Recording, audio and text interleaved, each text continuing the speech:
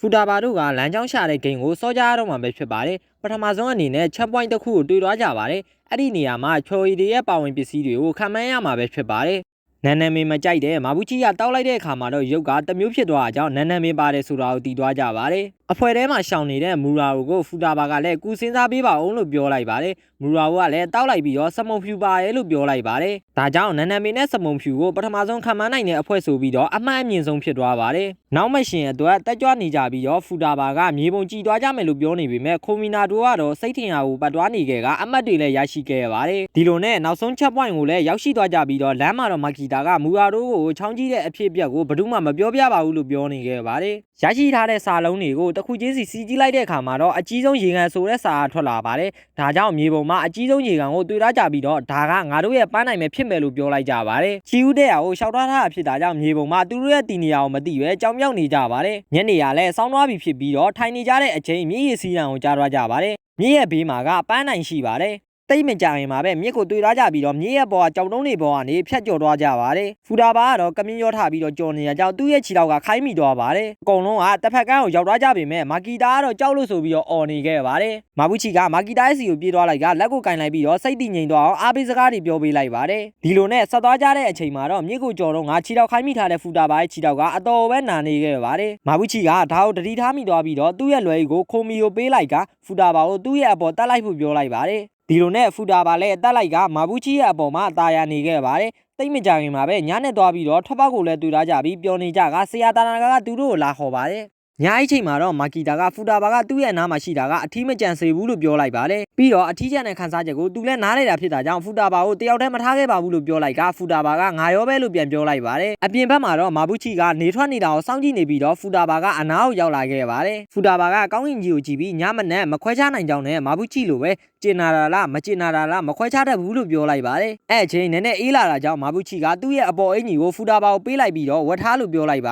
တယ်ဖူတာဘာလည်းမာဘူးချီအင်ကြီးကိုခြုံထားလိုက်ပါတယ်ပြီးတော့တခြားလူတွေကိုနေထွက်တာအတူကြည့်အောင်ဆိုပြီးတော့လိုက်နှိုးလိုက်ကြပါတယ်မာဘူးချီကဖူတာဘာကိုအခန်းထဲကိုပြန်သွားပြီးတော့ဘာလို့အနှွေးတဲ့ယူမလာလဲလို့မေးတော့ဖူတာဘာကပြန်ပေးဖို့လုပ်ပေမဲ့မာဘူးချီကရပါတယ်ဝတ်ထားလို့ပြောလိုက်ပါတယ်ဒီလိုနဲ့နေရလည်းထွက်လာခဲ့ပြီးတော့အကုန်လုံးကကြည်နေကြပါတယ်ဒီအခိုက်အတန့်လေးကသူတို့အတွက်မေးမရတဲ့အမတ်တရားလေးတစ်ခုဖြစ်ခဲ့ပါတယ်နောက်တစ်ခါမှတော့အိမ်ပြန်ရမယ့်အချိန်ကိုရောက်လာပြီးတော့ကားပေါ်မှာမာဘူးချီပေါ်ကိုမှီအိတ်နေကြပါတယ်ဂိတ်ကိုရောက်တော့ဖူတာဘာကသူ့ရဲ့အမေလာကြိုတာကိုစောင့်နေခဲ့ပါတယ်မာဘူးချီကတော့ကြောင်လေးကိုပုတ်တက်ပေးနေပြီးတော့ကြောင်ချစ်တဲ့မာဘူးချီရဲ့ပုံလေးကချစ်စရာကောင်းနေခဲ့ပါတယ်အဲ့အချိန်ဖူတာဘာကိုလာကြိုတဲ့ကားကလည်းရောက်လာတော့မာဘူးချီလည်းအိမ်ပြန်ဖို့လှည့်သွားပါတယ်ဖူတာဘာကစောင့်ပေးလို့ကျေးဇူးပါလို့ပြောတော့မာဘူးချီကကြောင်နဲ့ကစားရုံမှလို့ပြောလိုက်ပါတယ်ဖူတာဘာကနင်းအဲ့လိုပြောမယ်ဆိုတာထင်သားပဲလို့ပြောလိုက်တော့မာဘူးချီကလည်းပြုံးပြလိုက်ကဖူတာဘာကရင်းနေခုန်နေခဲ့ပြီးတော့ကြံခဲ့ပါတယ်အဲ့အချိန်မာကီတာစီကမက်ဆေ့ရောက်လာပြီးတော့မက်ဆေ့ထဲမှာတော့မာကီတာကမာဘူးချီကိုချစ်နေပြီလို့ရေးထားခဲ့ပါတယ်နောက်တနေ့မနေ့မှာတော့မာကီတာနဲ့ဖူတာဘာကအကြောင်းအတူလာနေကြပြီးတော့ဖူတာဘာကမာဘူးချီကိုချစ်နေတယ်လို့ပဲလို့ပြောတော့ဖူတာဘာကမဟုတ်ပါဘူးလို့ညင်းနေခဲ့ပါတယ်ဖူတာဘာကစိတ်ထဲမှာငါမာဘူးချီကိုမချစ်မိတော့အောင်နေမယ်လို့ဆုံးဖြတ်လိုက်ပါတယ်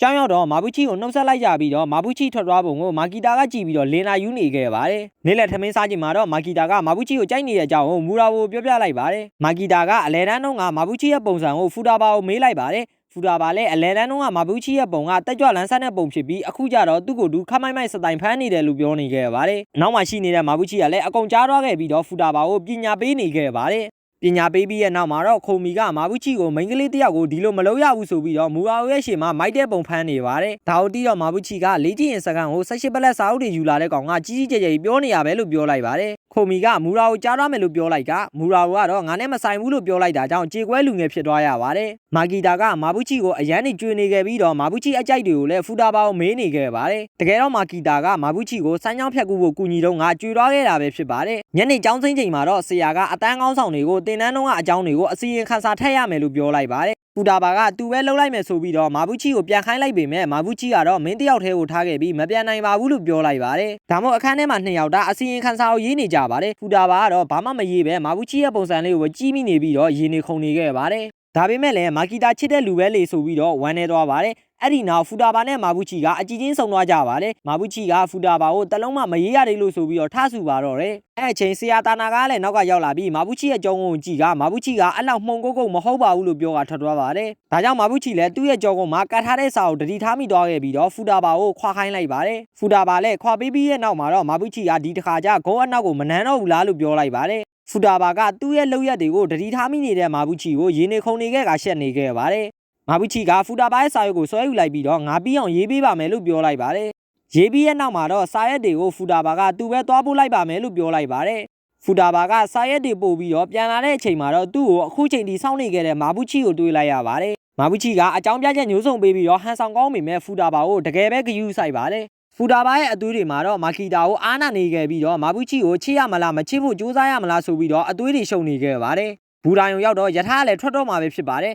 မာဘူးချီကယထာတဲ့ကိုရောက်သွားတဲ့အခါမှာဖူတာဘာကသူ့မေးသွားတာရှိတယ်လို့ပြောလိုက်ပါတယ်ယထာကလည်းထွက်တော့မဲ့အကြောင်းကိုအချက်ပေးပြောနေပြီးမာဘူးချီကယထာဘောကမစိမှုဆိုရင်မချစ်တော့ဘူးစေးမယ်ဆိုရင်ဆက်ချစ်မယ်ဆိုပြီးတော့ဖူတာဘာကဆုံးဖြတ်လိုက်ပါတယ်အဲ့ဒီနောက်ယထာကြီးကတကားပိတ်သွားပြီးတော့ထွက်ခွာသွားပါတော့တယ်ဖူတာဘာမျက်လုံးကိုဖွင့်ကြည့်လိုက်တော့ကဲဘာဆက်ဖြစ်ကြမယ်ထင်လဲမာဘူးချီကဘယ်လိုလုပ်မယ်ထင်လဲအဖေကဖူတာဘာရဲ့ရှေ့မှာမတက်ရက်နေခဲ့ပါတယ်ဒါမှမဟုတ်ဖူတာဘာလည်းမာဘူးချီကိုဆက်ချစ်ဖို့ဆုံးဖြတ်လိုက်ပြီးတော့မာကီတာကိုတောင်းပန်ပါလေလို့ပြောနေခဲ့ကဒီအပိုင်းလေးကတော့ဒီမှာပဲပြီးဆုံးတော့ပါပြီ